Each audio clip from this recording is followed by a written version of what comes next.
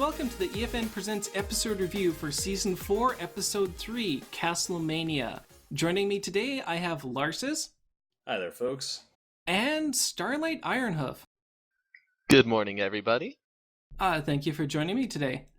And just before we get started, I want to say to all our viewers to stick around after the scores because we have a special treat in store. So, as always, we'll start things off with a quick plot recap. In an effort to shed some light on the chest from the Tree of Harmony, Twilight travels to Celestia and Luna's old castle to search the library for information. Applejack, recalling a story from Granny Smith about the castle being haunted, leads Rainbow Dash there to settle a most daring pony competition. And Rarity and Fluttershy venture there as well, as Rarity wants to repair the castle's tapestries. Unaware of each other's presence, the groups run into each other, leading them to believe the castle truly is haunted, while we see another pony stalk them from the shadows.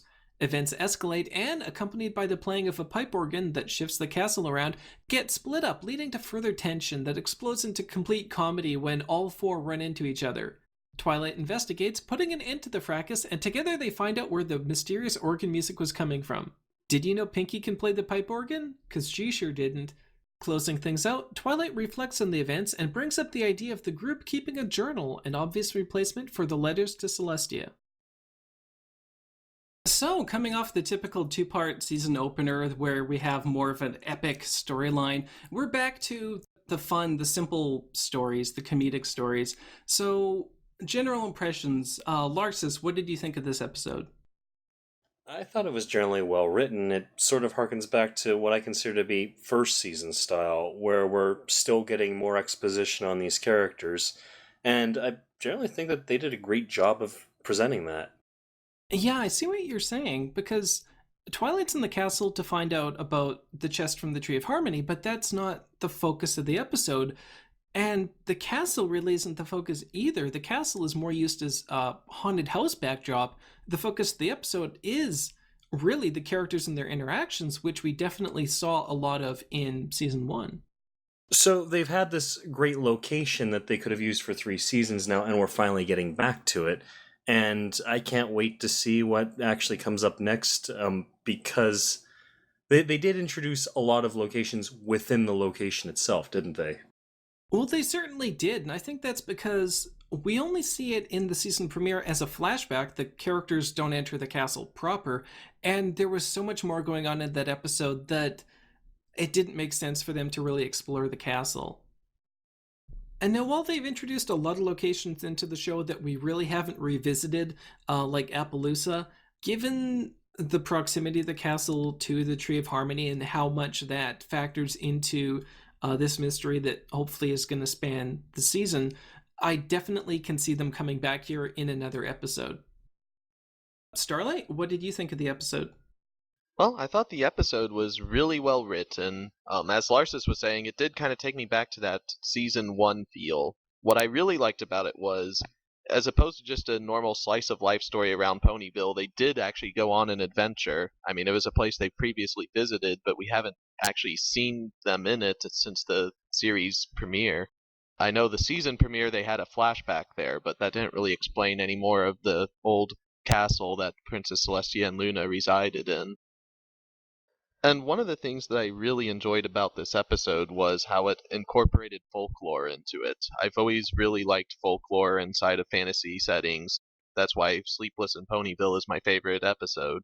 It's just filled with folklore, but everything with the castle being haunted and the Pony of the Shadows. And also, they really did a lot more with world building, which I really appreciate, because the series had started to feel a little stale, like they had done everything they could, but now they're introducing new elements.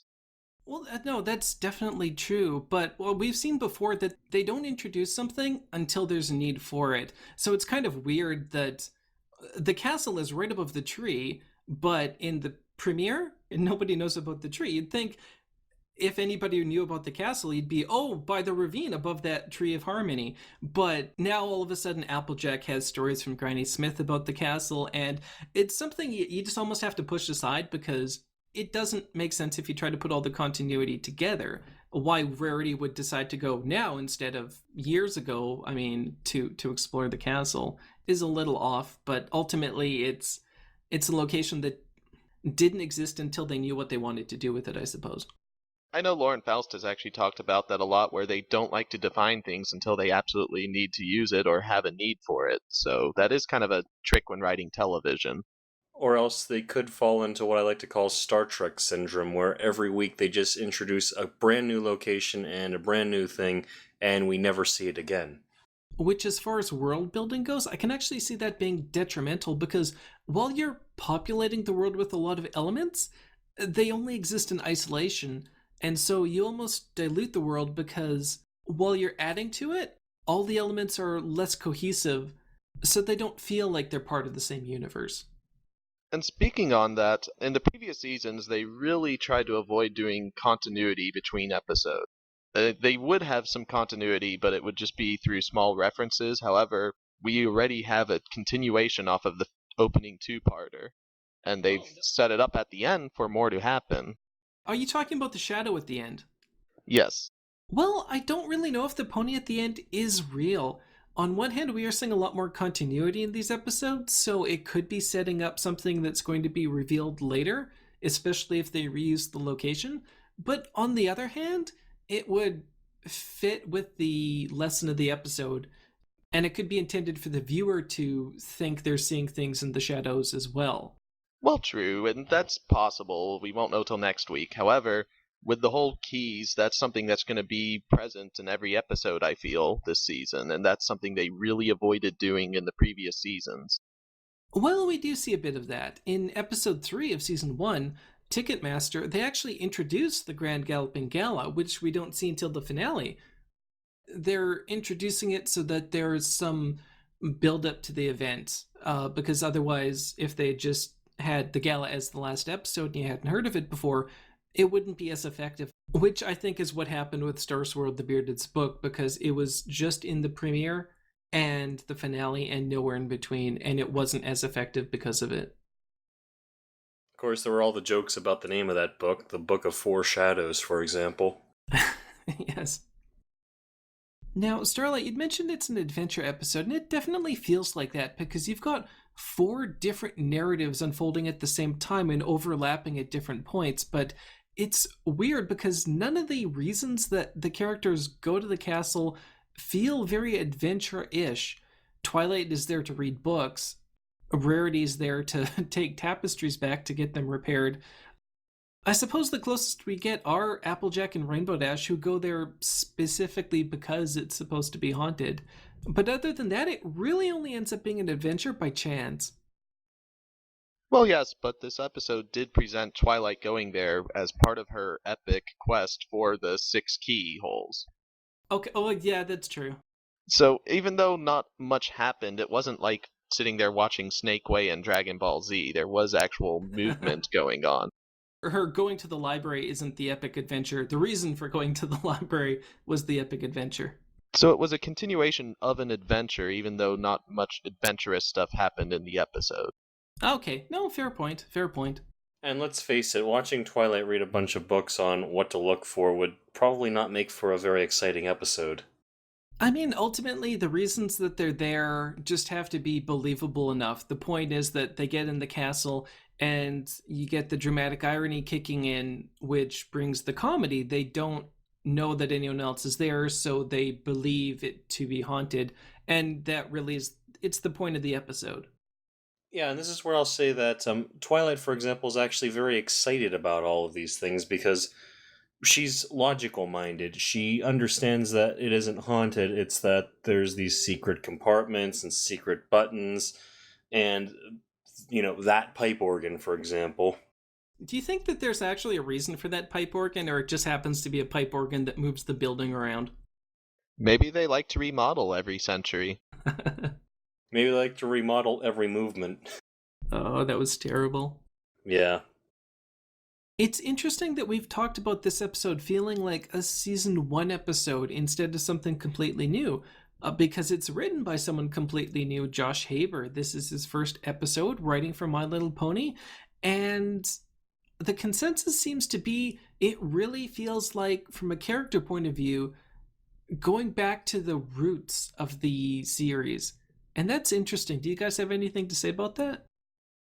Well, I know that when I was watching it, I completely forgot that it was a writer's first episode, because as you were saying, everything just felt very natural in terms of what the characters would do, how they would react in scenes, the comedy and the wit, and all the timing with that. A lot of times with TV shows, you can usually tell when it's somebody's first episode because it just changes tones completely, but he really did a good job at keeping everything consistent.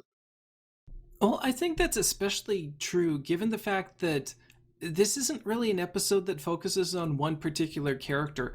All of the characters really get showcased here, but none of them are off the mark, and that's impressive because I could see a writer having a favorite character or a character that they really get, but you've got an episode here where every character is featured and every character just feels spot on.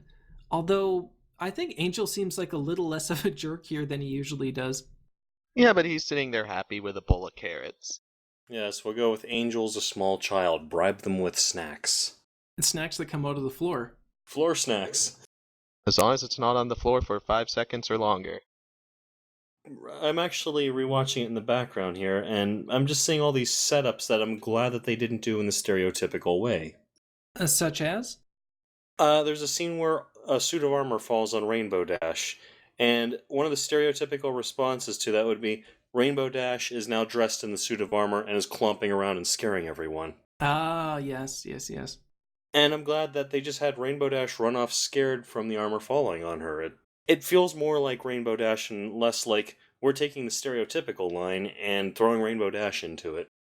Well, that's definitely one of the things that I think made this such an enjoyable episode. It's not an entirely new premise. It's a horror episode that becomes a comedy episode through the use of dramatic irony.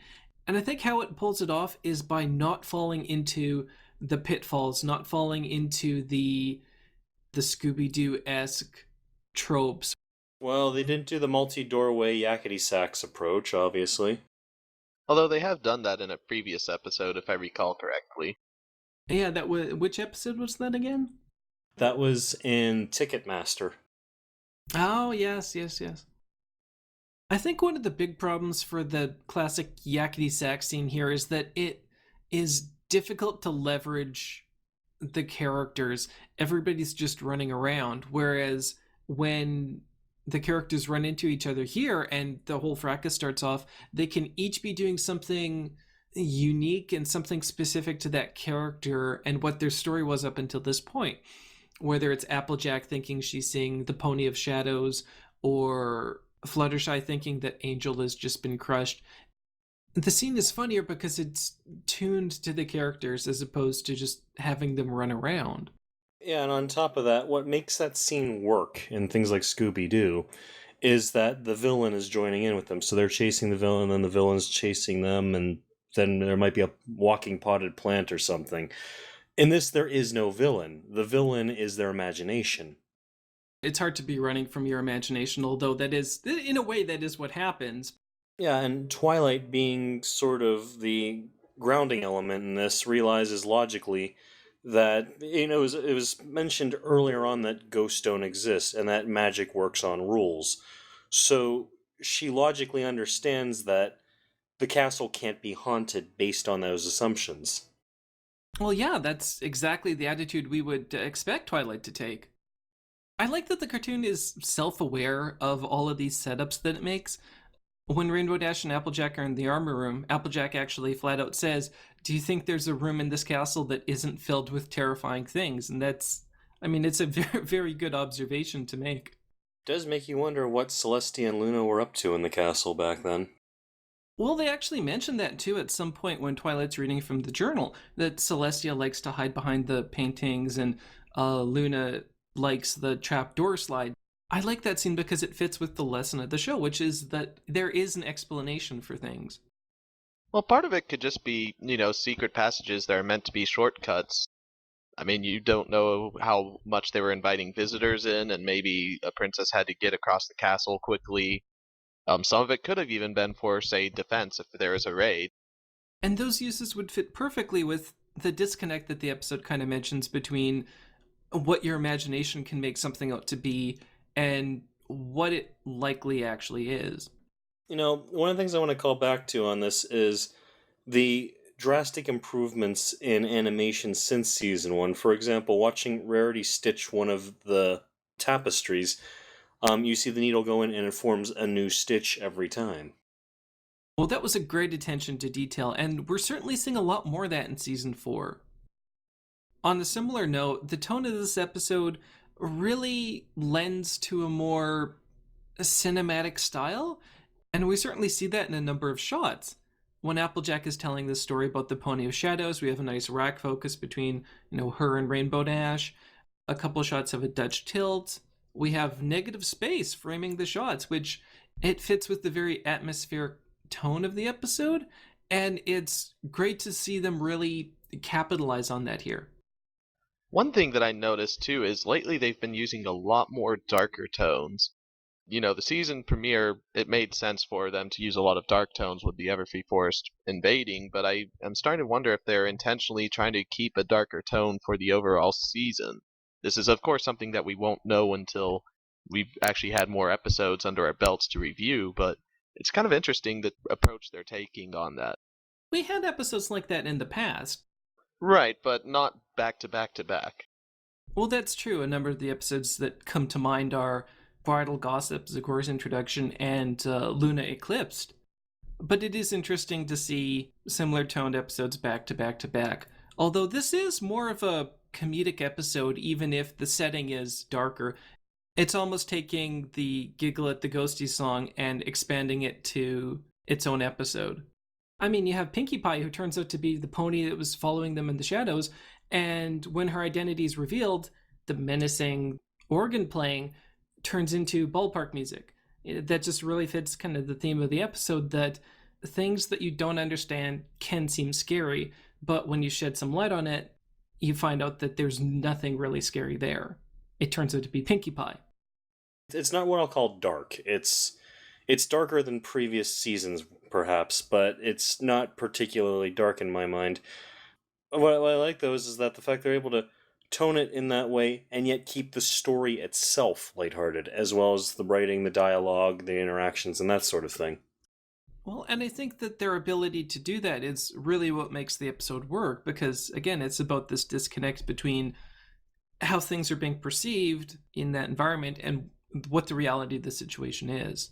So I think if the episode was actually truly dark, the premise would fall apart. And speaking of writing, we should probably talk about the journal that will be replacing the letters to Celestia. Dear Diary, today I ate this for lunch, and I had this for dinner, and I just met Brad. He's such a nice guy. Starlight. It's probably a good idea they didn't call it a diary, huh? Yeah. I could see people getting up in arms again saying that the show is going all girly. It's interesting this is happening in the third episode, because in the third episode of season 2, we had Twilight's letters to Celestia being replaced with the main 6 all writing letters. And that seemed more just opening opportunities for the writers, not being as limited by having Twilight write them all the time. Here it seems an extension of the growth of Twilight's character. The letters really were Twilight's friendship reports, and Twilight's understanding of friendship has made her princess. It would seem a little odd to have her sending in homework now. Right, and I was joking about the diary thing. However, I do like the journal idea, because another way they could have gone about it was her friends writing letters to her, but that kind of sets that whole level of distinction hierarchy. Yeah. Which, while she is a princess, they made it very clear in Equestria Girls, which may or may not be canon, that part of being authority is being able to stand up next to your friends. Also, Starlight, I'm glad that they're not going with the diary thing, especially the way you just presented, because I don't want to read their Twitter and Facebook posts on what they had for lunch. I'd rather it be something that's bigger than that. Yeah, and the purpose of a journal is more scholarly. They're publicly accessible, so this isn't just a private diary. I like that they're still continuing the lessons at the end, because for some viewers, it helps to have it spelled out directly for them. And I like that they don't break the fourth wall and have the characters talk directly to the viewers at the end. It's something that they integrate into the story, to the world. And I think that this change also introduces a nice concept, which is they're not just writing down things for their own sake. They're writing down this journal so that others can learn from them. And I think that that's something worthwhile as well, is the concept of learning so that others can learn from you. Yeah, and also, as Starlight was saying, journals are for learning. You have the MIT Press journals, which are compilations, and you have the New England Journal of Medicine, and you have the Wall Street Journal. These are all scholarly and erudite materials, and keep in mind that what they are writing there is supposed to be for other ponies to be able to read and learn from. Which Twilight states is her intention, that other ponies could learn from them the way that they learned from the Journal of Celestia and Luna, which is a little funny if you consider the fact that it was hidden in a secret room where nobody could get to it. So, before we start wrapping things up, there was a lot going on in this episode. So, were there any favorite scenes that you guys just want to point out or talk about for a bit? Well, for me, this isn't necessarily a favorite moment in terms of any merit to the show, or the artistic direction even. But that scene where Rainbow Dash and Applejack are staring down each other covered in bees, I just had to smile and think of Nicolas Cage. No, my. Oh, No, wow. not the bees, yes. Yup. Well, it was certainly a way to get people's attention after the intro. And after Twilight's bit, it helps to set the tone of the show as comedic, not serious. Because when you hear the phrase bee stare, you know exactly what type of episode you're in for. I was a little disappointed to find that they were wearing beekeeper suits, but that's imitatable behavior, so you can't fault them for playing it safe. Even that whole scene, I do really like it because it shows Pinkie Pie with her nonsensical numbers and saying the numbers don't lie.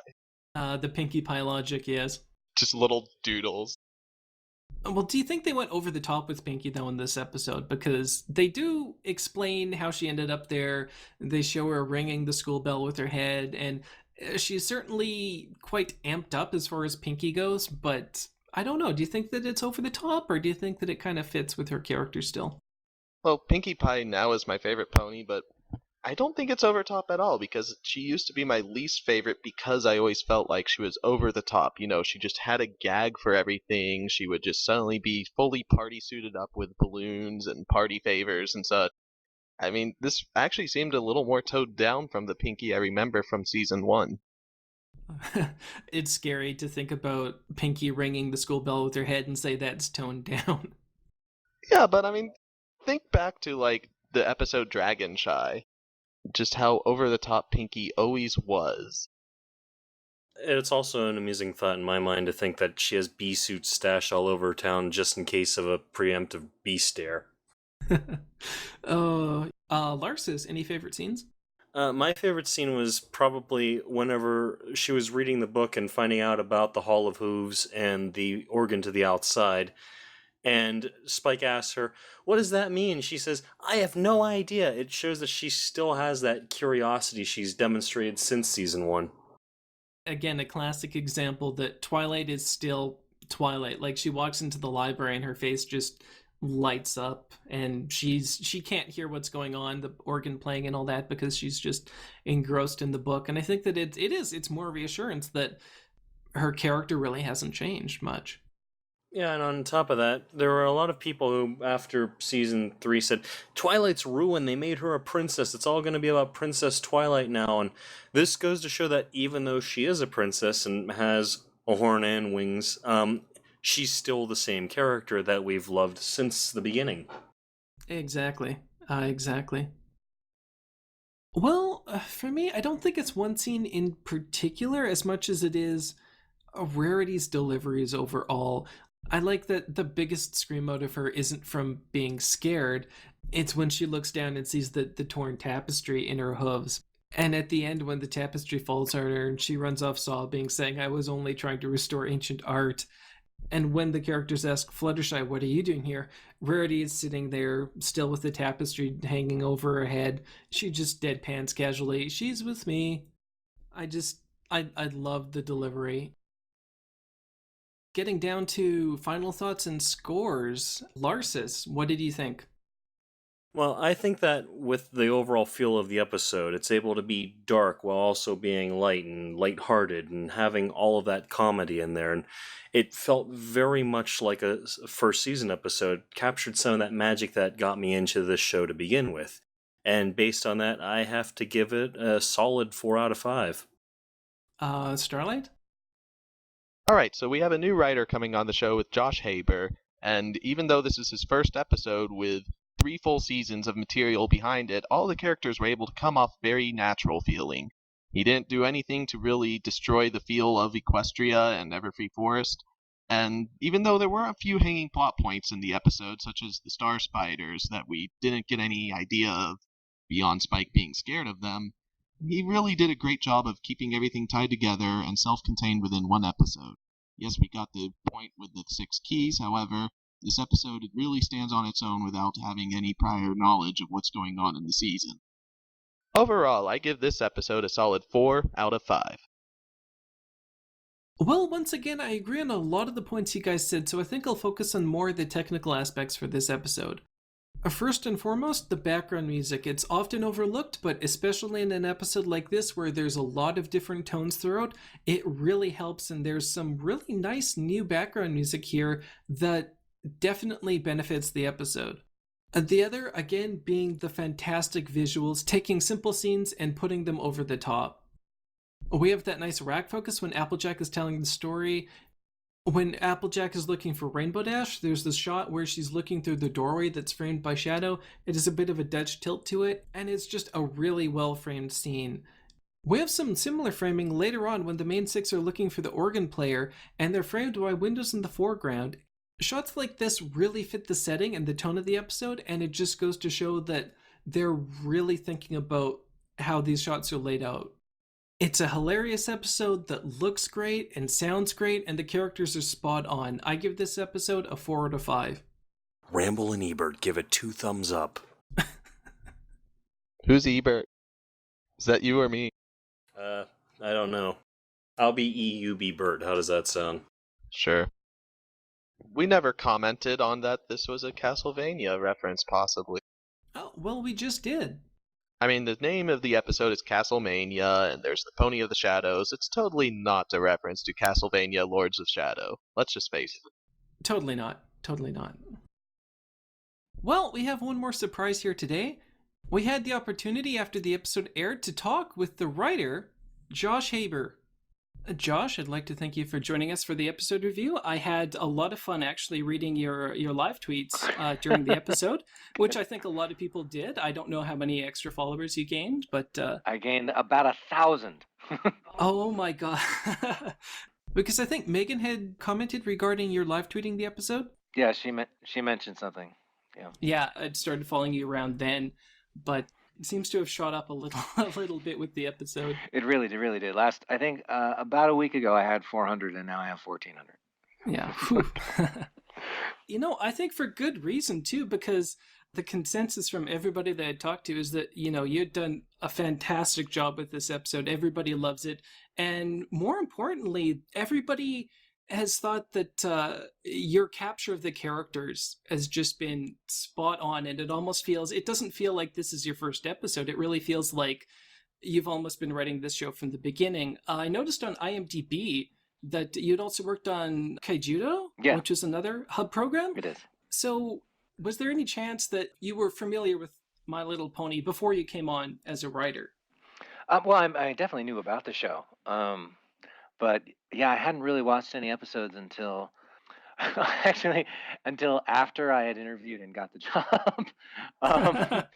And honestly, Megan hired me strictly on a referral. I mean, she'd read some other samples of mine that I had, but she sort of took a chance on me, and and there's a process of sort of submitting your idea, your premise for the show, and then going through an outline, and then doing a first draft and a second draft. So she had plenty of opportunities to correct anything that I might have done wrong along the way. But she hedged her bets. But no, I really once I had gotten the job and started to sort of pitch ideas for the show, I then went through YouTube and just The great thing about My Little Pony is there's a ton of reference material everywhere. Mhm. I didn't have to worry about not being able to find an episode. So anytime I needed something, I still do it today actually. If I'm have something that I need to write, I just go, oh, let me do a Rarity cut and show me all the highlights of Rarity's best lines. And there's just a YouTube. Someone's done a video of that. It's really helpful. Yeah, because the during the live tweet, it mentioned a few other things like scaring Fluttershy, Candy meet Baby. So, if you hadn't seen an episode before the interview process, then I must say you definitely did your homework because everybody has agreed that you capture the characters, Pinkie Pie Logic in particular. She's fun. There's some shots there that people absolutely love. Well, thank you. I mean, I really appreciate the sentiment, and honestly, that's probably my thing. If I could say my biggest talent as a writer, it's being able to hear the voices of characters and just sort of being able to tune in on that. I will readily admit to tons of weaknesses on story structure and being able to sort of get through the acts efficiently, but I know what Rarity's going to say when Pinky says something, or how Spike will react to something that Twilight says. I just hear the voices in my head, and that's just something I've kind of always been able to do. Well, the characters aside, there is a lot of continuity between this episode and the series premiere with the investigation of the Tree of Harmony and also the replacement of the letters to Celestia with the idea of the characters keeping a journal, which is fitting with Twilight's development as a character. So I got to ask, because you mentioned, pitching ideas, was this ever intended more as a standalone episode, or was that kind of your intention to begin with? Or did you start writing it with potentially a list of points, maybe from Megan, that had to be integrated for this continuity with the episodes around it? I don't remember specifically, but I can sort of talk in general. I know that Megan, her tendency, and I think what she prefers is to have a large overarching story that connects all the episodes so that we're sort of building to something. And I know that from a Hasbro and Hub standpoint, they enjoy that too. I know that from a network standpoint, a lot of times they like standalone things because they can sort of air them anytime they want. It doesn't have to be in any kind of sequence or anything. But I think everyone in general really appreciates the kind of epic sweep that you get when you have a story that you can tell over a lot of different episodes.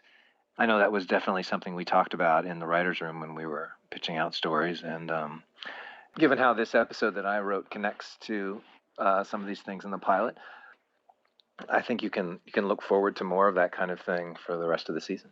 That would definitely be something that people are going to look forward to. And I can see how, from a writing standpoint, if the episode is completely self-contained, it limits opportunities, because you can't really carry on these multi-episode arcs, even if it's not the focus of the story. And it also is bringing some continuity as well. For new viewers, I could see that potentially being a hurdle, but Sure. it also gives a reason to continue, because you're seeing something progress episode to episode, which for some shows like Lost or Game of Thrones, you can't necessarily drop an episode because they're very continuity based, I suppose.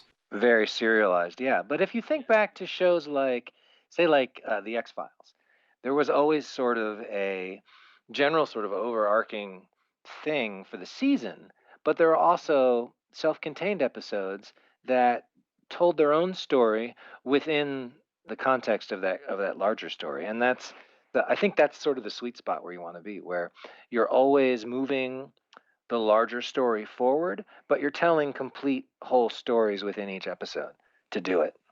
Yeah, and I think especially when you're getting multiple seasons going, it gives that season a bit more of an identity, rather than some shows that kind of issue continuity completely, and then there's very little kind of differentiating, the fourth season from the 18th season. Sure, sure, definitely. Although, I mean, I think there's a lot to be said for shows that just concentrate on, their one episode and that's it. Like The Simpsons. It's like there's not really any kind of, they'll have callbacks to things, but it's really only for humor's sake, and they do it so well.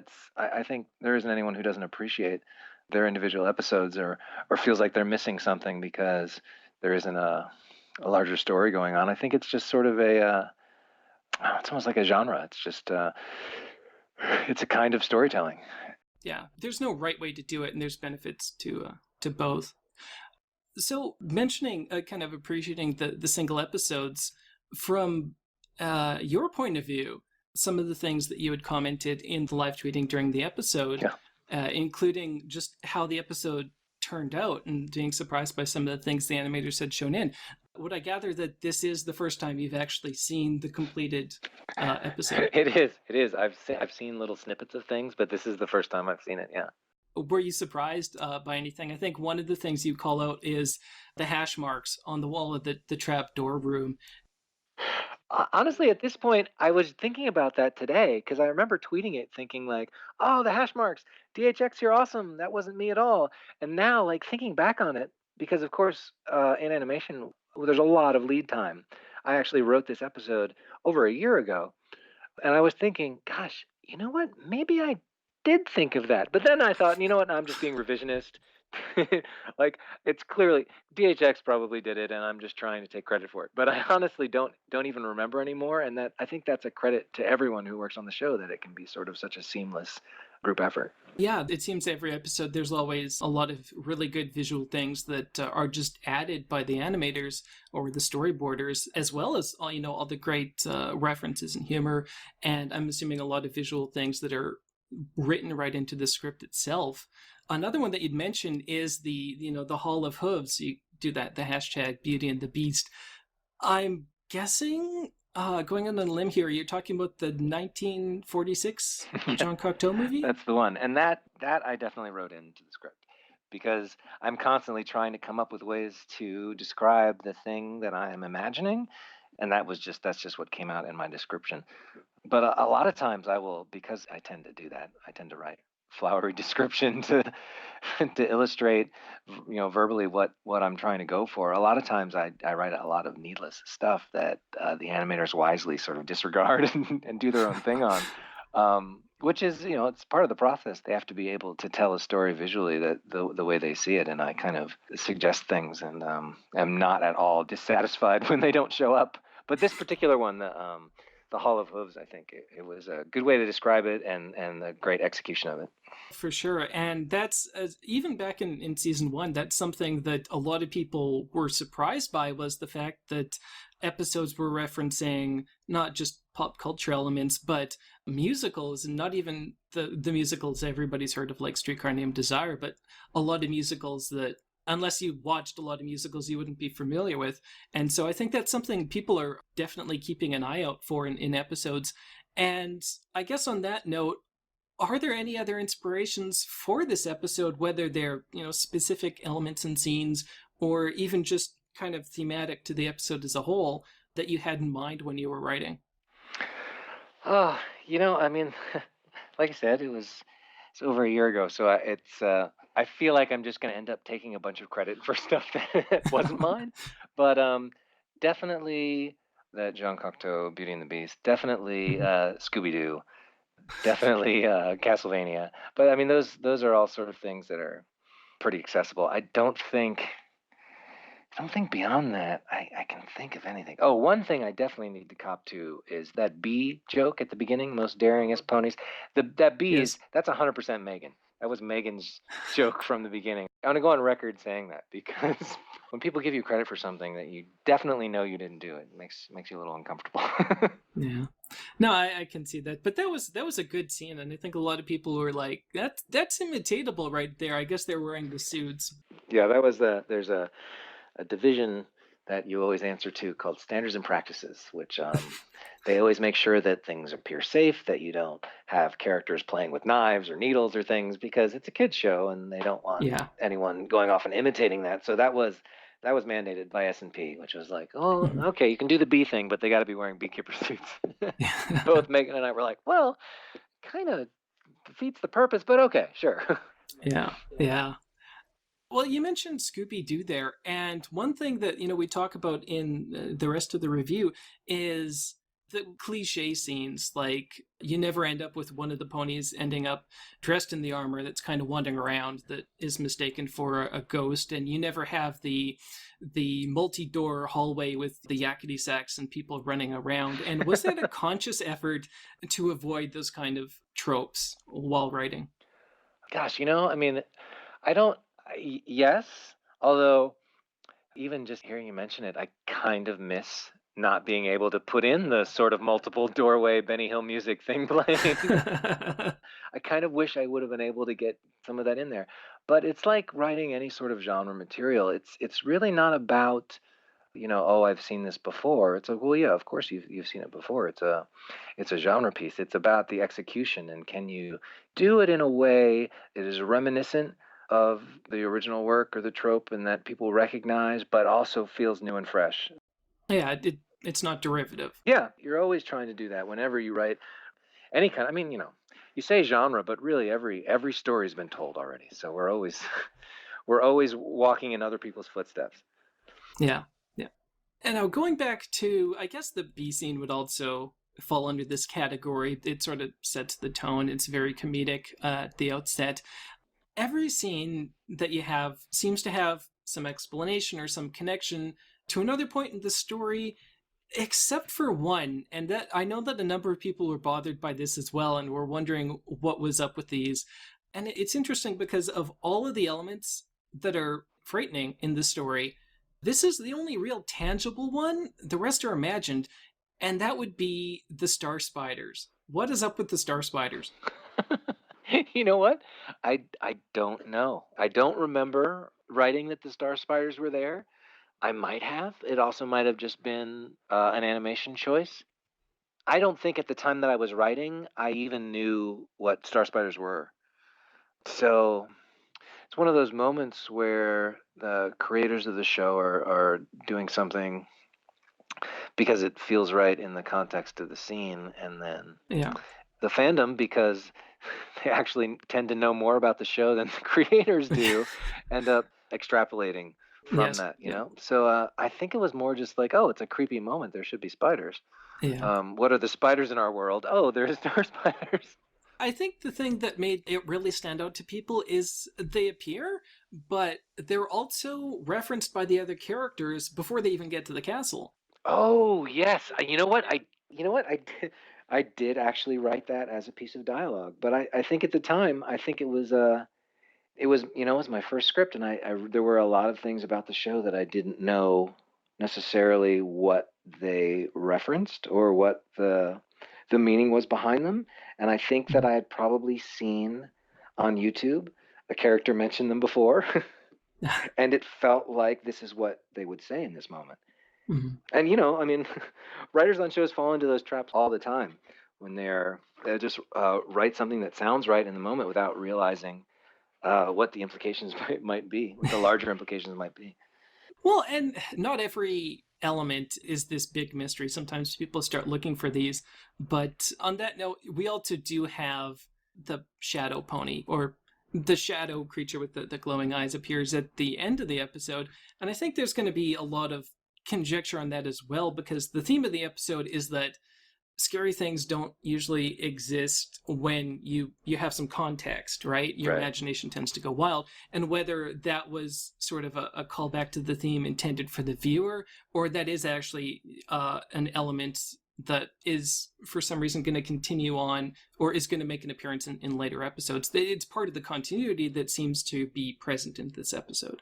I don't know if that's something you can talk about, or Yeah, I mean, I can't speak to how things play out in future episodes, of course, of course. but it definitely fits into that sort of Scooby-Doo referential kind of paradigm, because you almost always had some sort of tag at the end of the show after those darn kids revealed that it was just Mr. Henry. There was always some sort of thing at the end, some sort of sting that was like, yes, it was all in their imagination, or was it?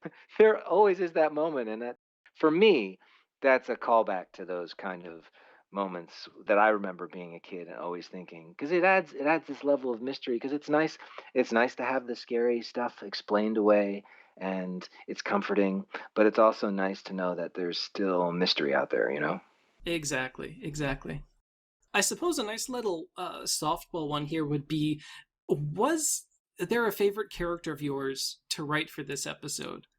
I mean, I think I've gone on record on Twitter already sort of saying I've always been sort of partial to Rarity. I don't know. I don't know why. I don't know why anyone wouldn't be partial to Rarity. I think she's great. She's one of those voices that I just hear so clearly in my head. I mean, in Pinkie Pie as well.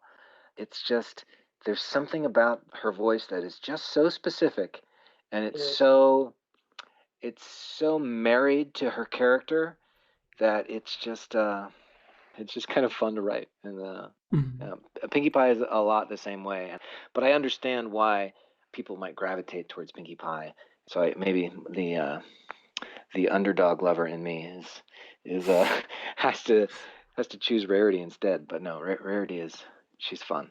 I enjoy it, and it's also that kind of character where you think, oh, she's just a superficial bimbo or whatever. But I think it's sort of interesting to write that and to sort of find the areas where you can prove that not to be so. Yeah. She had some great scenes in this. I love her reaction. The characters are screaming when something startles them. Rarity screams when she sees that the tapestry has been damaged. Yeah, right. It's completely in character for her there. So yeah, like I said, she's a specific character. It's fun to write for. Enjoy it. Well, I think that's all the questions I had. I don't know if there's anything else you kind of wanted to just kind of toss out there. I don't think so. I mean, I'm just grateful. It's been such a pleasure, and the feedback has been so overwhelmingly positive. I think I've only read maybe one or two negative reviews, which of course I'm obsessing over. But there's always going to be people that on both sides of the fence. It's the internet, right? Yeah, I mean, of course. It's sad, but it happens. Of course. And I'm not saying that everything always needs to be positive, because I'm certainly open to people finding stuff that I didn't do well and that I need to do better next time, you know? I mean, that stuff is valuable too, for sure. But it always feels good to have people appreciate what you've done.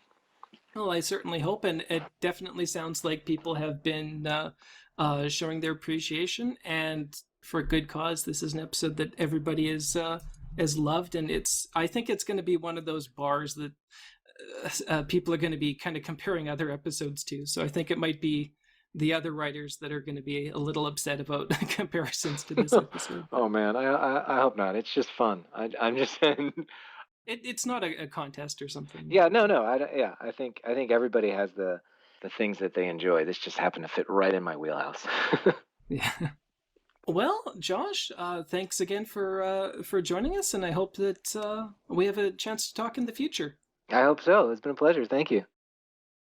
Well, I think that covers it for this episode. Larsa, since I have you here, I think I'll let you set up our review for the next episode. Join us next week here on EFN Presents as we review Daring Don't. Once again, for EFN Presents, I'm Ramble, and with me were Larsis. Have a good time, folks. And Starlight. It was great chatting with you all. Good night. Thanks for watching.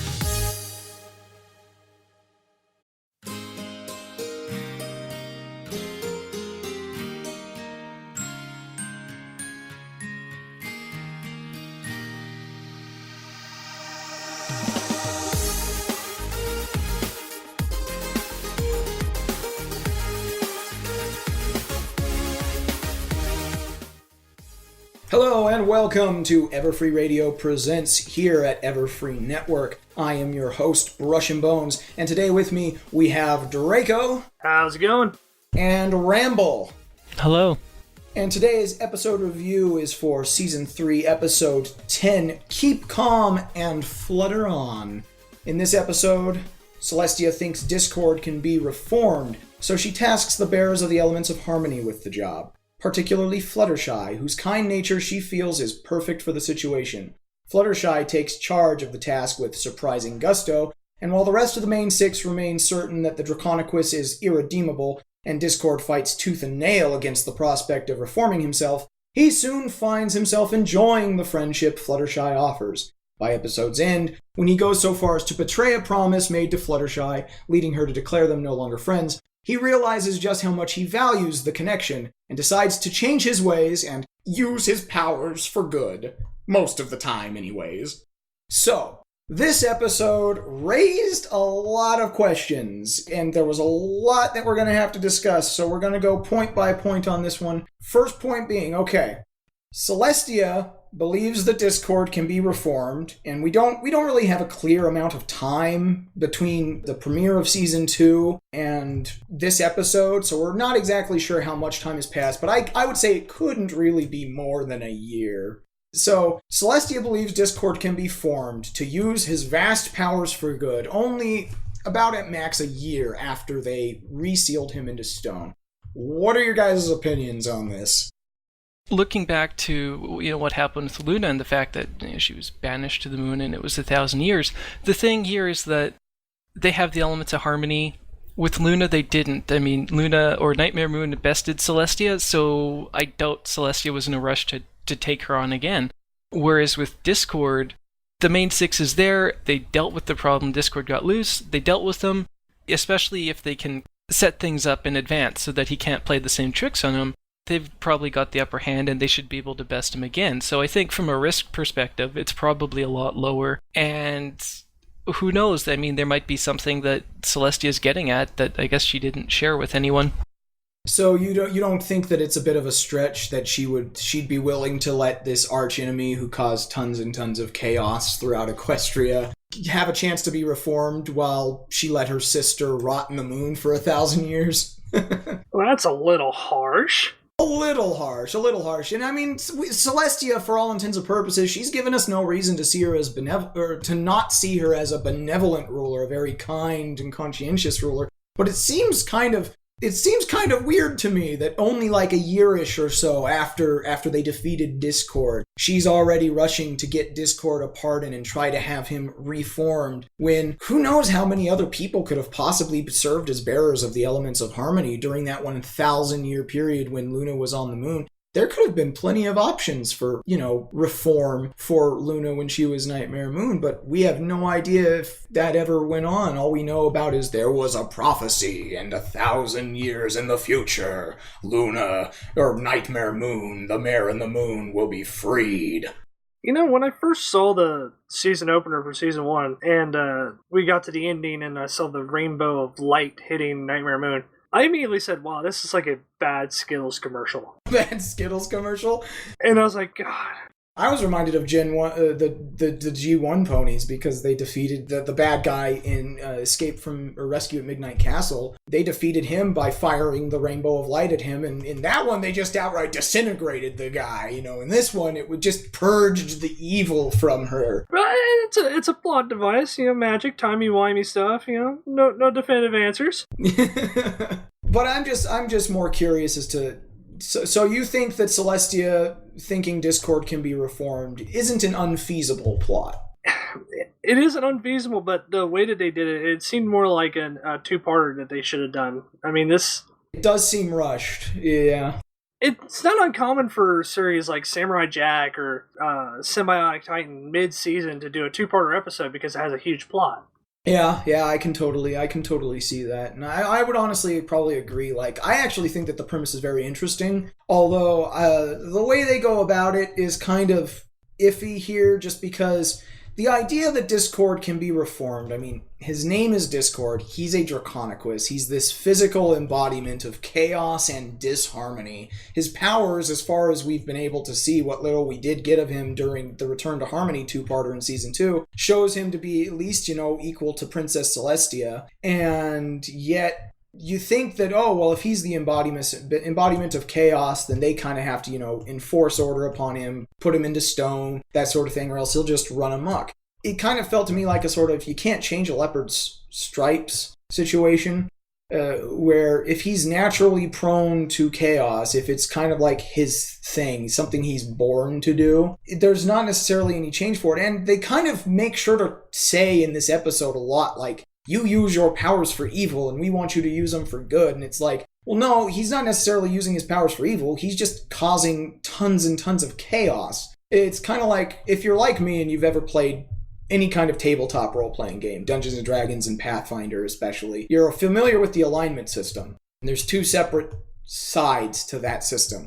You have law and chaos, and then you have good and evil. And then there's also neutral in each of those situations. And you can be lawful evil, or even chaotic good, or you can be lawful good and chaotic evil, or neutral, you know? And Discord always seemed to me like the quintessential chaotic neutral character. He was pure, unadulterated chaos that was just doing whatever he pleased because he had the power to do it. And he makes things silly because that's his prerogative as what he is. Well, absolutely. I mean, when we first see him, when he's corrupting the main six, there's this elaborate game with the maze, and he takes away some of their powers. And with Fluttershy, he gets more and more frustrated, and then he outright kind of bops her on the head, and she's corrupted now. He didn't have to do that with he chose not to do that with any of the other main six. What he chose was these elaborate little setups that kind of twisted their elements against themselves, and he didn't have to go through that trouble. And yeah, it was completely set up solely for his enjoyment, for his entertainment, because that's what he does. You know, when season 2 opened up and we saw the maze and him get frustrated and change the rules and try to break the rules, he seemed like a bad dungeon master. just like a really bad dungeon master. He gets mad at the players. He puts impossible tasks in front of them. He pits them against each other, and he's just like, you know what? Screw the rules. You're whatever now. The scene with Fluttershy really did kind of have that feeling like a dungeon master feeding you these opportunities to do something, and you're just totally not getting it, and you're just totally not taking the bait. And it's like, you've been kind for far too long, my dear. Time to be cruel. Arrivederci. Yeah, and you know, really, that's not evil, childish maybe, but it seems more just childish and selfish. Just you know, I'm doing this solely for my own benefit and entertainment. Well, what does that make Angel Bunny then at this point? We can't get on the subject of Angel Bunny because he's touchy, and my comparison for Angel Bunny causes this whole thing to get. We would go on a rant that would take way too long, and our director would not approve of it because it would not fit within our spectrum of what we are trying to accomplish here. That aside, what did you guys think about Discord coming back? I actually was looking forward to the return of Discord because I always love John Delancey. Really, really great guy, really great actor and voice actor. Any opportunity to have more time listening to him and seeing Discord in action is great, but I think the problem really here is with the execution. Like we said before, the premise isn't unfeasible, and it could have been done if they'd have approached it properly, but I think that the way they went about it with this one short episode wasn't the best way they could have gone, and I think they could have done better. I know that the writers at Studio DHX, I know that the writers there, and they have the talent to have made something like this really grand and awesome, and I think they kind of went for the easy road, the low-hanging children's cartoon fruit. Well, you're limited with a 21, 22-minute runtime, and I have nothing intrinsically against the concept of reforming a character, but I think at its core, what frustrated me is their choice of character and them picking one who is pretty much defined by their actions. Discord is Discord because he causes chaos. It's his name, right? I think if you wanted to do, just off the top of my head here, just simple character switch. I know not everyone liked this character. Maybe some hated them, some didn't consider that memorable, but drop Discord. You want to do a reform or an episode about second chances? Bring back Gilda. you could still swap out Fluttershy with Rainbow Dash. I know Rainbow Dash has had a lot of episodes, but her element is loyalty. This is an old friend. I'm sure none of the main six would be in a rush to go and be like, give her a second chance. But I think there's a lot of interesting things that could be done there. And then I could see that being believable, because Gilda isn't this super omnipotent not evil, but chaotic force. She's just a jerk. I can see where you're coming from with that, but I also kind of have to agree that the idea of a reform, while it might have been decent with other characters, we've also kind of already had a reform episode. And that was Magic Duel, where we get to see Trixie again. And I mean, the entire episode isn't focused on, of course, reforming Trixie. So there is a major difference between the way that the two episodes are executed. But by the end of the episode, Trixie is, she's repenting all of her past sins. Oh gosh, I didn't mean to make that pun. Well, there it goes. And she's a better person because of the events of it, and she's a good guy now, so to speak, at least in a way, and then she falls on her face and everybody laughs. But I think there was more issue with the fact that they decided to do this episode and it went in the obvious direction of, oh, well, who's most likely to reform an evil being? Well, only the most adorable and kind-hearted pony in the entire group, Fluttershy, of course. Well, no, going back to what I said before, Fluttershy is the only one that Discord couldn't trick into becoming corrupted. I mean, she's the only one that actually stood up against what Discord was doing. Well, I can see that. It's mostly just the fact that I'm kind of starting to see that there's a lot of focus episodes on ponies that I think could use a little less focus, because there are plenty of ponies out there in the main six cast that could use a bit more screen time. We've said before, it's nice when they do episodes that focus on their elements or things like that, and Fluttershy's kindness. I think that for this, she was the right choice for a number of reasons. And yes, it's more of a Fluttershy-centric episode, but I don't think that the focus was to make another Fluttershy-centric episode. It just... Well, the focus was Discord, obviously. Right, and Fluttershy was necessarily the pony that they chose. She was the tool, yeah. So, Draco, what about you? I mean, we knew this was coming. Like, over the summer, John dropped that big spoiler bomb up in Calgary. I mean, it's something we knew about for a long time. We just thought it was going to be like an intro or a season ender. We didn't know it was going to be in the middle somewhere. A lot of people were hoping that it was going to be like all of the villains from the past seasons are going to team up in the final episode or final premiere or something similar to that. Yeah, pony combat. Even on the two-parter, having too much going on, I could see them running into a risk of it seeming rushed. But so when I first, heard Discord coming back or the reforming thing, for me, what I guess I was secretly wanting was, like a two-part episode or kind of the season ender, where, to me at least, this seemed a bit more realistic. The main six need Discord. It's not, we're going to try to reform him for some nebulous thing in the future. And it gets around that issue of, why are they trying to reform him now? If they had made it, they need him now. And why would he help them? Because he needs them now. Because this is a common foe. It's the enemy of my enemy is my friend thing. And I would like that, because that's, you're not necessarily battling evil demons and things.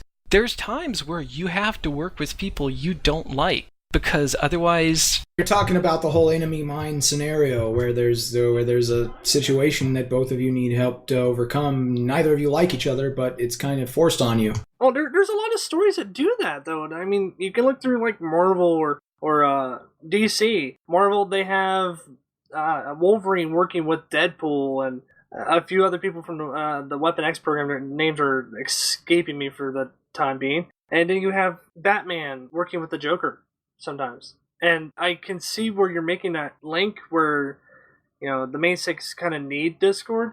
It's kind of like saying, Joker needs Batman or the Joker is nothing. But I think it's what kind of, the whole harmony versus Discord situation is that in order for there to be harmony, there has to be Discord, because there's always two sides to the coin. There's always, two halves to the yin yang. I can totally see that. I can see that.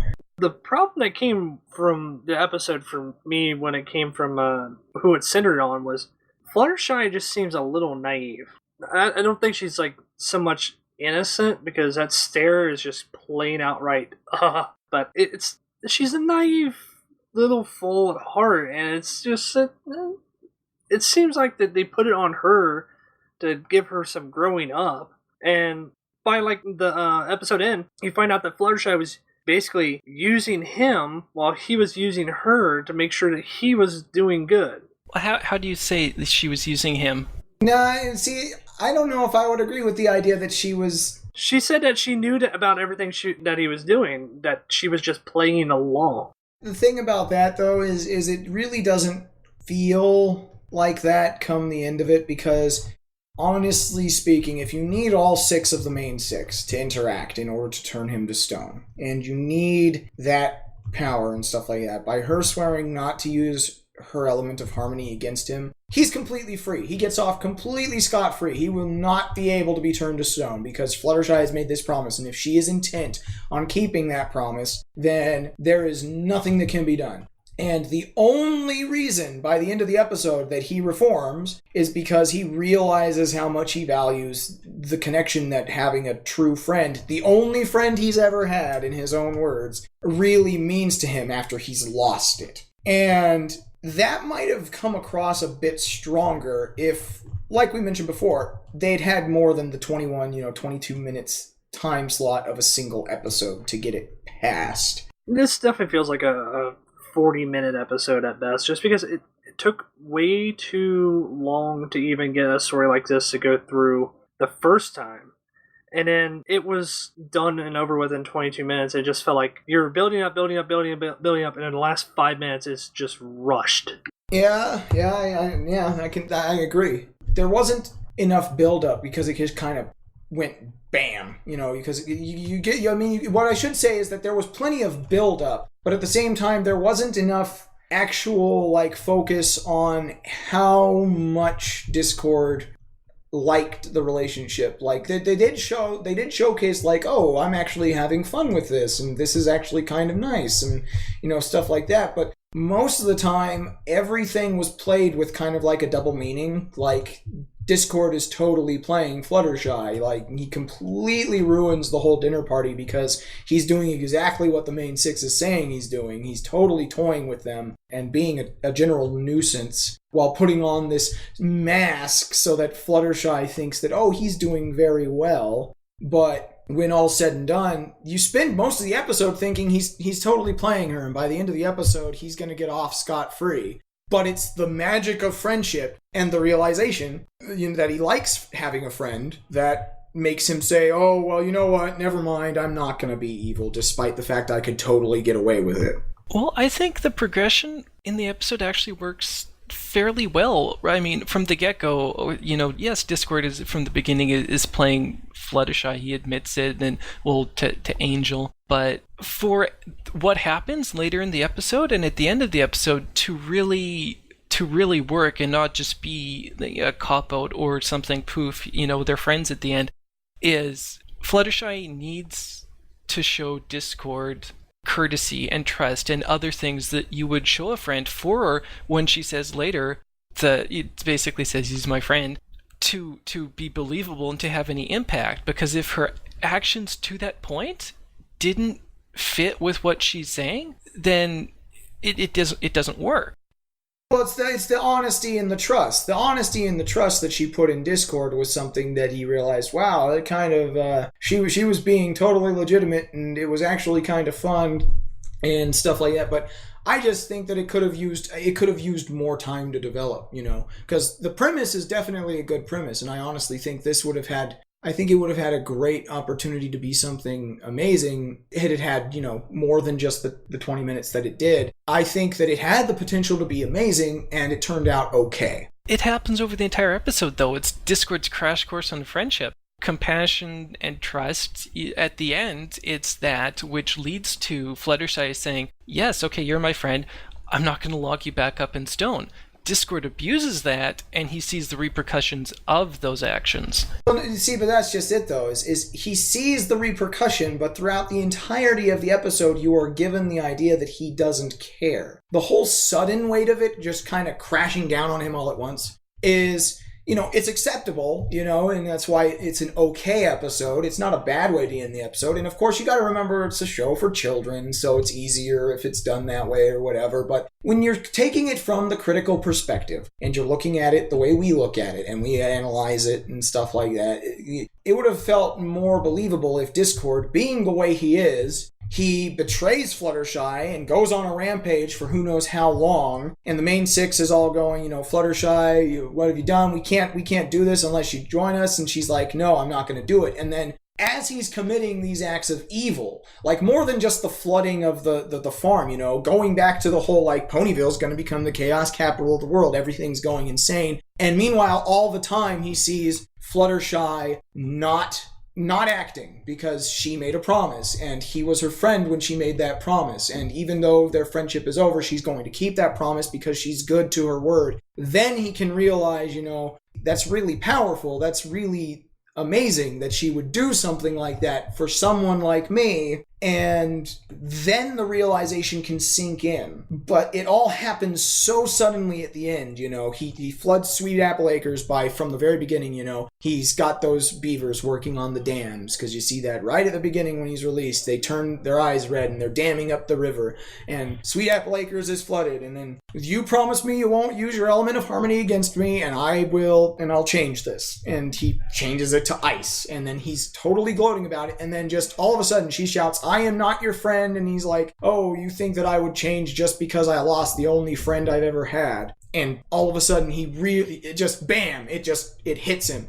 I think if that had been more gradual, if he'd have gone back to being evil on a grander scale, and the main six are all trying to tell Fluttershy, you gotta help us, we gotta reseal him, and it's like, no, I'm not gonna do it, that would have been more impactful. It would have really shown Discord how strong a promise to a friend is. I think we should get word from Draco, because we've been overshadowing him here, and he hasn't said much. That's okay. I'm just kind of sitting back. It's like, really, to be honest with you, there's really not much to say. It's really a lackluster episode. I mean, there's been a few parts where I just kind of cackle and laugh. Mainly when Discord actually gets out and he actually starts stretching. He snaps his fingers a couple times, and a bunny and a squirrel all become bodybuilders of like the 10th degree. And the squirrel has a nice little love mom tattoo on his right arm. Well, there were a lot of really great funny stuff. There were great references, stuff like the fact that he eats the pages of the reform spell. Oh, that reminds me, we have to sidetrack for a bit because I have to talk about this, okay? There is a spell in the Friendship is Magic universe that can forcibly reform somebody, can forcibly change them. And they spend a certain amount of time in this episode looking for it, but Discord has eaten the pages of every book that had the spell in it. And that's why he was eating paper in the episode. And I'm sitting here thinking they have a spell that is that morally questionable, that morally gray, in this world, in this universe. First off, why is that spell in the hands of magic students like Twilight Sparkle? Second off, if that spell exists, why didn't Celestia use it on Luna or any other number of evil people, such as King Sombra or Queen Chrysalis or, so on and so forth? Well, I can see Celestia using it on, I personally couldn't see it, but, when Twilight went crazy in Lesson 0, big ball of light. You don't know exactly what that light was. It could have been the reforming spell. Well, that was just a flourish. She was just teleporting in, trying to make a big showy effort because she was putting on that whole mask of stern teacher to teach Twilight a lesson, Mad because she got interrupted eating cake. But it's one of those things where, like, I could see where they have a use for it, because you get ponies like Pinkie Pie going absolutely insane. Yeah, but at no time did they ever really become evil. It's like, even with Pinkie Pie. Pinkie Pie got really weird and introverted and all, the lank hair one time, and it was just because she thought that her friends hated her. and didn't want to hang out with her anymore. This whole thing, the whole purpose of reform in this instance, as stated by Celestia, is to make Discord go from evil to good, to use his powers for good instead of for evil. And that's why they were looking for the reform spell. They were literally like, the normal way isn't going to work. We need a shortcut. Oh, there's a spell that I have that could do it. Let me go find it. Because ponies, why not? The plan was to put him back in stone, but they needed Fluttershy on board. So I think the plan B was more, if Fluttershy is not going to get on board and we can't reform him of his own free will, okay, it's a MacGuffin. They don't use it. It's just there. I can't get hung up on it. No, but I mean, you gotta ask about the morality, because, of course, it's a kid's show, so they're gonna look at it in black and white, good and evil. Forcibly turning an evildoer in any children's show to the side of good is never looked at as morally wrong, except from people who are adults and understand that there's a lot more gray in the world. It's never so clear-cut as good and evil. So when you look at it from our perspective, adults watching the show, and you see that, if Fluttershy fails doing the normal route and we can't put Discord back into stone, we're gonna brainwash him instead into being a loyal, obedient, good little Draconiquus. But they didn't, so it's okay. No. Saying they didn't do it, but it's okay, doesn't change the fact that they were thinking about doing it, dude. The fact that they even considered forcing a change on someone's mind is pretty morally questionable. And they would have done it if Discord had not eaten the reform spell.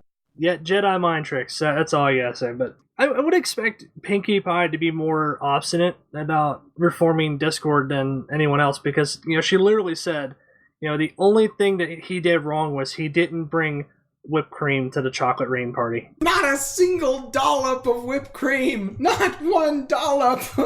She goes and gets her hooves mirror shined to where Rarity can actually see herself in them. And her only comment is, "There's no whipped cream! Oh my god!" And I honestly, that brings us to another point, is that throughout the entire episode, the rest of the main six, Fluttershy is the only one who believes 100% that she can definitely reform Discord if she's given the opportunity, and if things go the way that she's got it all planned out, things will be perfectly fine. Meanwhile, the rest of the main six are like, dude, we gotta have a contingency plan, because there is no way this is gonna work.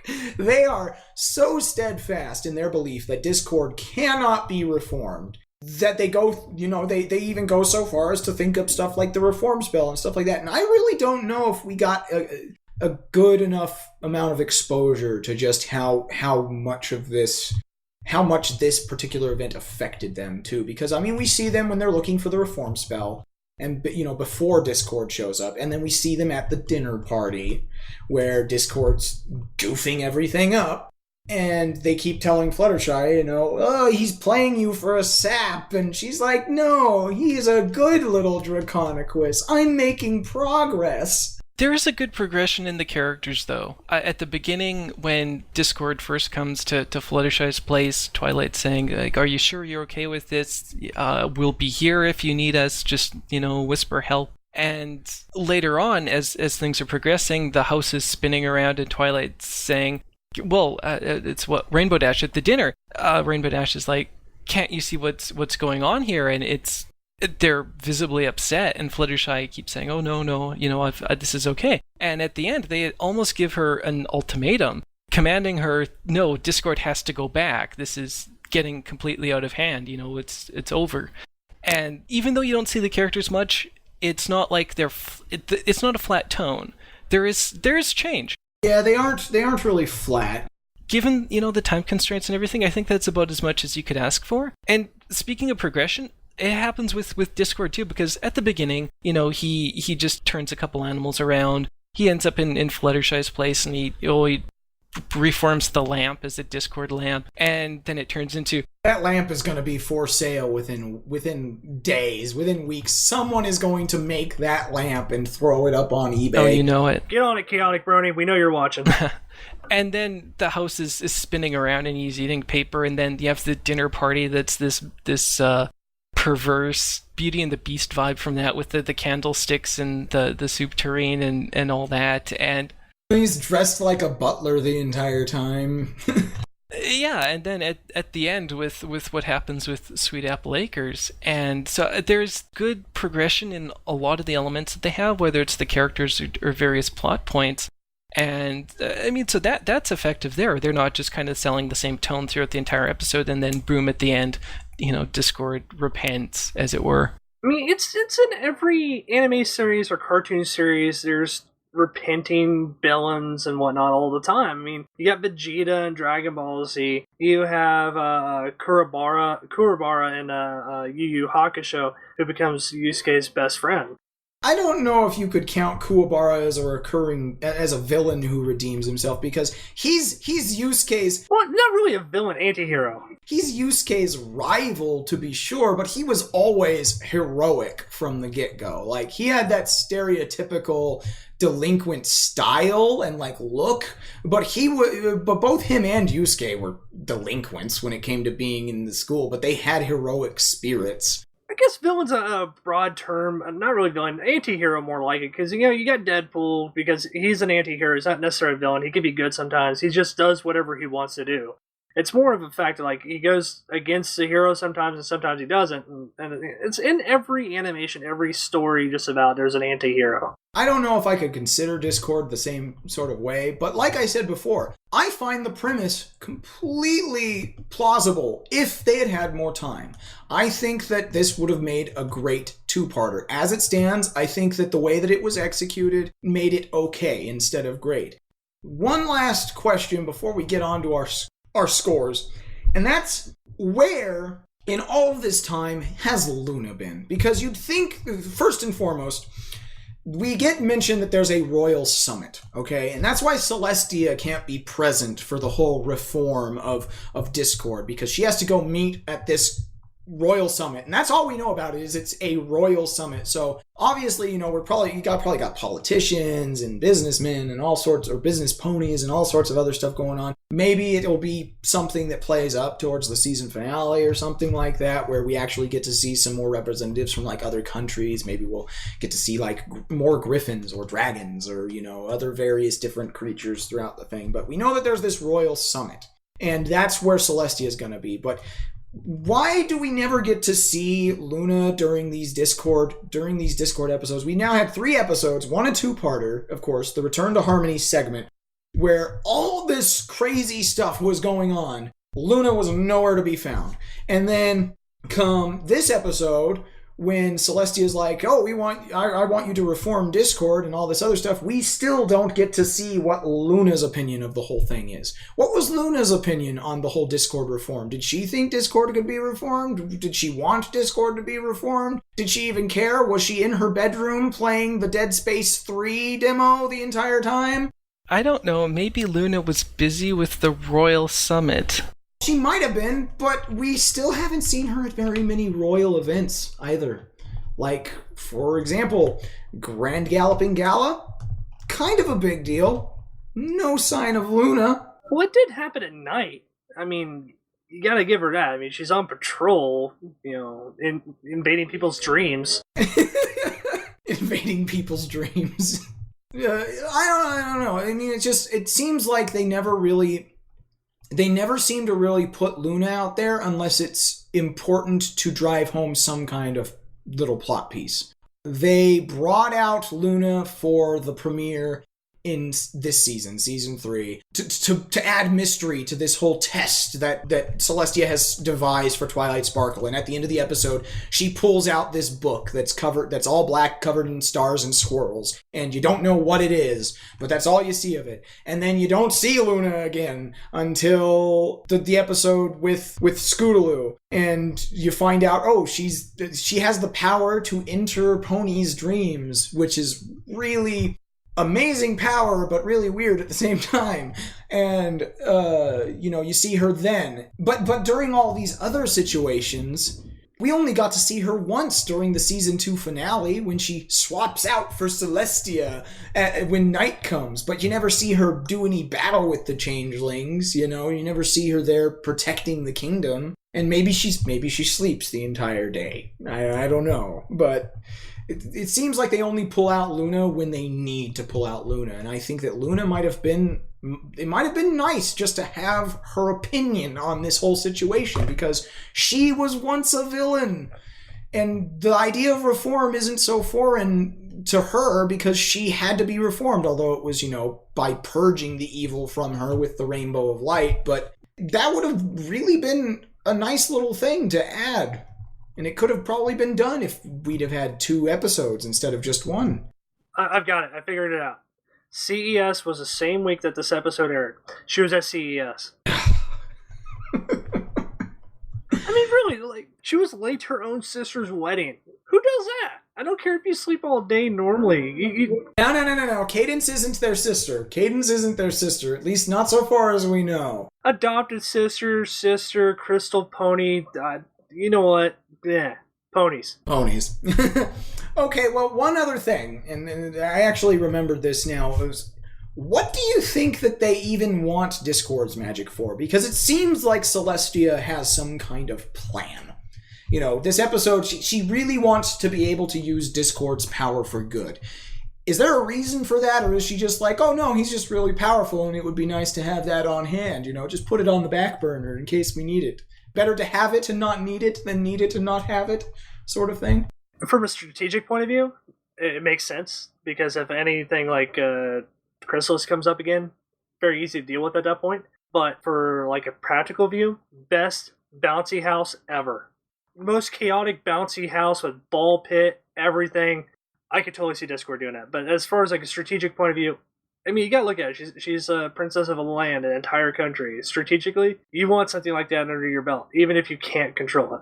Well, looking at what's left for the season, I really don't see anywhere where I could see Discord making a comeback. There might be something in the future, but that would be completely pure speculation. Although, if I had to go and throw my money in, I'd say, because Celestia has this very kind of wholesome and motherly vibe to her, and so naturally there are certain things that I don't think would reflect very well on her if she were to carry them out. So frankly, I think she's just looking for someone to carry out Wetworks projects for her.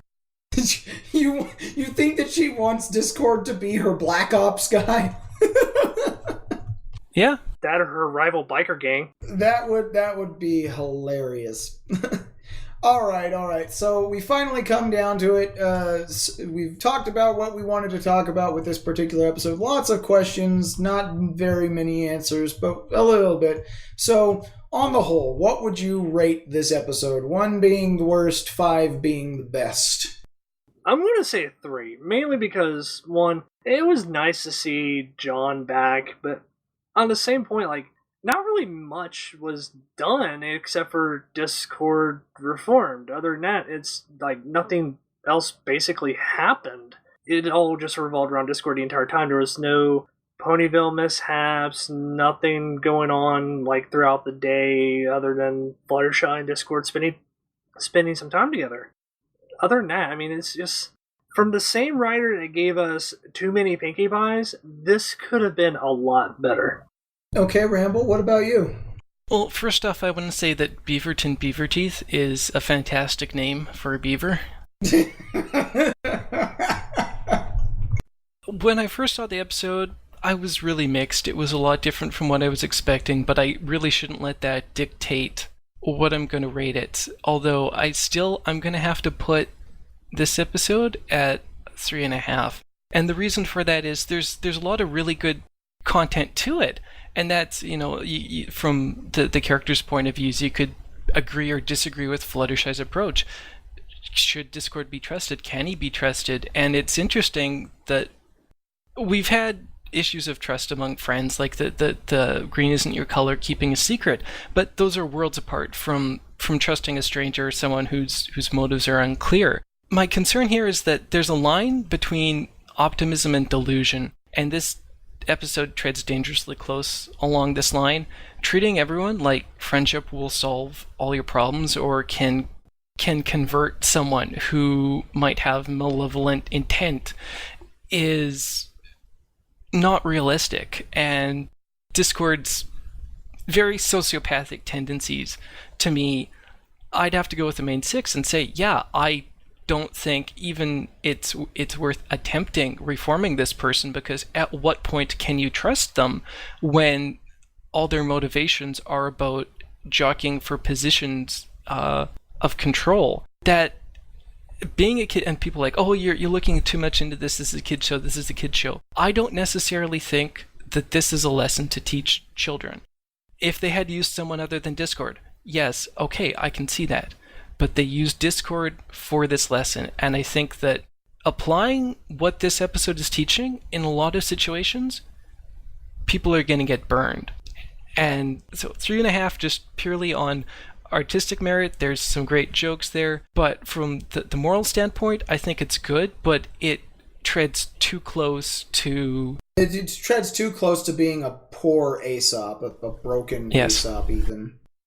I can see where you're coming from with that. I would probably, and people are going to berate me for giving it a lower score than Apple Family Reunion, but I would have to give it a lower score. I love John Delancey. I love Discord, and there was some great joke material in here. Great stuff. There was even at least it seemed like it was a reference to Star Trek when Q says, "Hi, Worf. Eat any good books lately?" And later on in this particular episode, Discord is eating pages from a book in order to get rid of the reform spell. There was tons of great jokes, tons of great little references and stuff like that. But I really think that while the premise of this episode was good in theory, I think it was executed very, very poorly. There was a lot of ways that this episode could have been great, and it turned out okay. I think that my score is also a 3.5. I think that it's enjoyable, but I probably wouldn't rewatch it. And it probably had some of the most, like you said, the closest thing to a broken Aesop that we've seen in the show, especially, and even at the very end, you have that very forced line out of Discord. At least I felt that it was very forced out of Discord's mouth when he title drops the series by saying friendship is magic, and it's like, okay, yeah, that's all well and good, but it might have been better if the episode had more time to really work with that whole thing. The writers are capable of delivering better than this, and it felt like they went and they grasped the low-hanging children's cartoon fruit here by going with taking the easy road to Discord's redemption. And I think that really hurt the episode overall. And there were so many questions that were left unanswered. As an adult and a critic, I have to question stuff like the moral ambiguity of a spell that can forcibly reform people. I have to question the idea of putting somebody as naive as Fluttershy in charge of the reform of this character. You have to question why Discord would let Fluttershy's friendship get his goat all at the last moment, as if like he just never realized what he was doing, when throughout the entire episode it seemed like he was just completely playing her for a sap. So overall, yeah, 3.5. The episode had a lot of potential, but the way it was executed here turned out a bit more of a waste.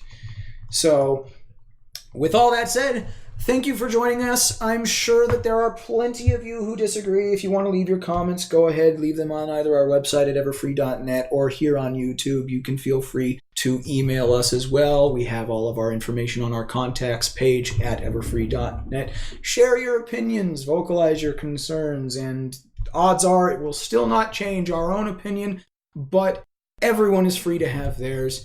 Thank you for joining us here on Everfree Radio Presents at Everfree Network. I've been your host, Brush and Bones. I'm Draco. And I'm Ramble. And we will see you next time here on Everfree Network.